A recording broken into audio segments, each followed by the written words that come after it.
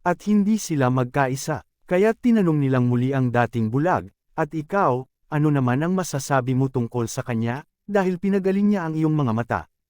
"Isa siyang propeta," sagot niya. Ayaw maniwala ng mga Hudyo na siya'y talagang dating bulag kaya't ipinatawag nila ang kanyang mga magulang. "Anak nga ba ninyo ito? Talaga bang siya'y ipinanganak na bulag? Bakit nakakakita na siya ngayon?" Tanong nila. Sumagot ang kanyang mga magulang, "Anak nga namin siya at siya'y ipinanganak ng bulag. Ngunit hindi po namin alam kung bakit nakakakita na siya ngayon, o kung sino ang nagpagaling sa kanya. Siya na po ang tanungin ninyo. May sapat na gulang siya at makakapagsalita na para sa kanyang sarili." Ganoon ang sabi ng kanyang mga magulang dahil takot sila sa mga Hudyo. Alam nilang pinagkaisahan ng mga Hudyo na itiwalag sa sinagoga ang sinumang magpahayag na si Jesus ang Kristo.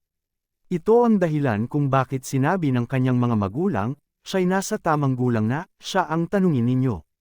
Muli nilang ipinatawag ang dating bulag at sinabi sa kanya, "Sa pangalan ng Diyos, magsabi ka ng totoo. Alam naming ang taong iyon ay makasalanan."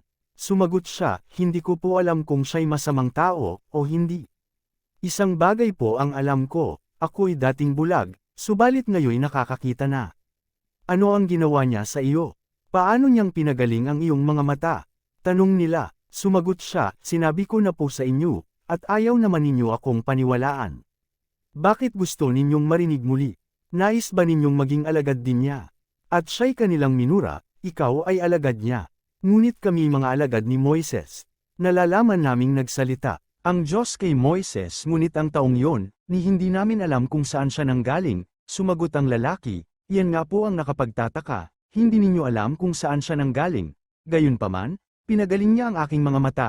Alam nating hindi pinapakinggan ng Diyos ang mga makasalanan, ngunit pinapakinggan niya ang mga tunay na sumasamba sa Kanya at sumusunod sa Kanyang kalooban. Noon pa man ay walang nakapagpapagaling ng mata ng taong ipinanganak na bulag, wala pong magagawa ang taong iyon kung siya'y hindi mula sa Diyos." Sumagot sila, "Ipinanganak kang makasalanan at ngayon nais mo pa kaming turuan, at siya'y kanilang itiniwalag, mga bulag sa espiritu." Nabalitaan ni Jesus na ang lalaking pinagaling niya ay itiniwalag ng mga Pariso, kaya't nang matagpuan niya ito ay kanyang tinanong, "Sumasampalataya ka ba sa anak ng tao?" Sumagot ang lalaki, "Sino po ba siya, Ginoo? Sabihin ninyo sa akin upang ako'y manalig sa kanya." "Siya'y nakita mo na, siya ang kausap mo ngayon," wika ni Jesus. "Sumasampalataya po ako, Panginoon," sabi ng lalaki, at sinamba niya si Jesus.